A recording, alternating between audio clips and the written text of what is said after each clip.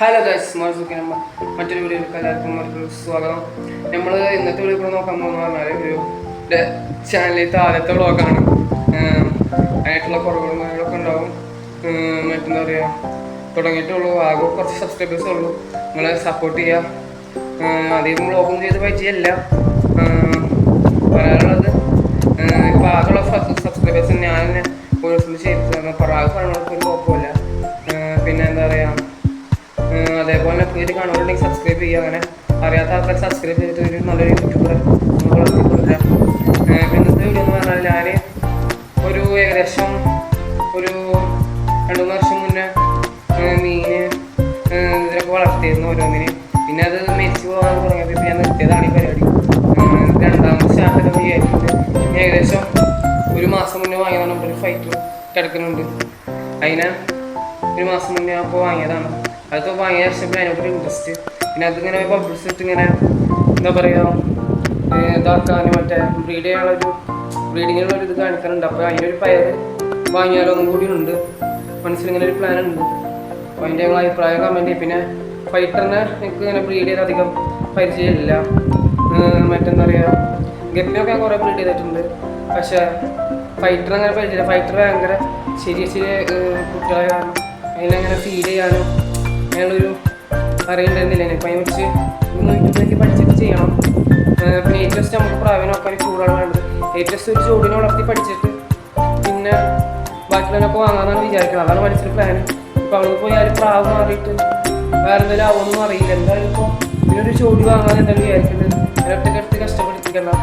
അപ്പോൾ അതിൻ്റെ ബ്രീഡിൻ്റെ കാര്യങ്ങൾ അടിക്കാൻ വേണ്ടി ഇപ്പോൾ സമയം ഒരു 1:30 ആയിട്ടുണ്ട്.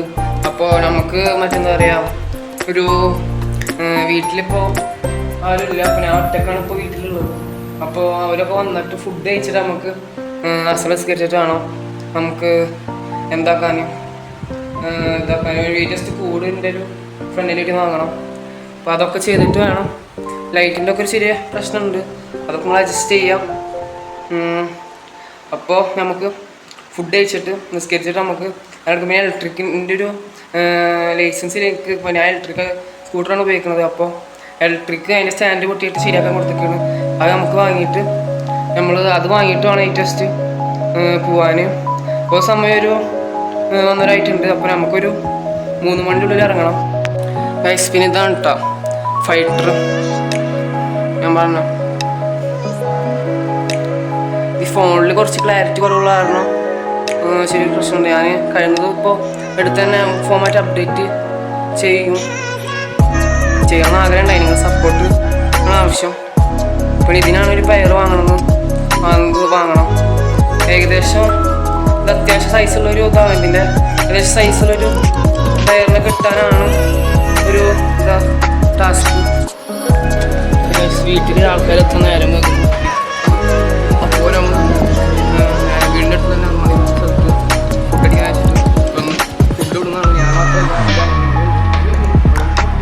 ഇവിടുന്ന് വേണം ഇനിയിപ്പോൾ കഴിച്ചിട്ട് സ്കരിക്കണം.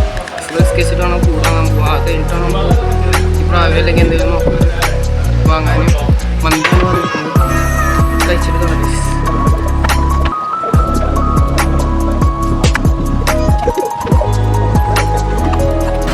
ഹലോ ഗൈസ്, അപ്പോൾ നമ്മളിവിടെ വണ്ടിയൊക്കെ എടുത്തിട്ട് ഗുരുവായൂർ പഞ്ചായമുക്ക് ഭാഗത്തെത്തിയിട്ടുണ്ട്. ഇവിടുന്ന് നല്ലൊരു പെറ്റ് ഷോപ്പ് നോക്കിയിട്ട് പോയി നോക്കണം. ഞാൻ അതിൻ്റെ ഇടയ്ക്ക് പള്ളിക്കര നിസ്കരിച്ച് ഇപ്പോൾ അതാണ് നോക്കാൻ പോണത്.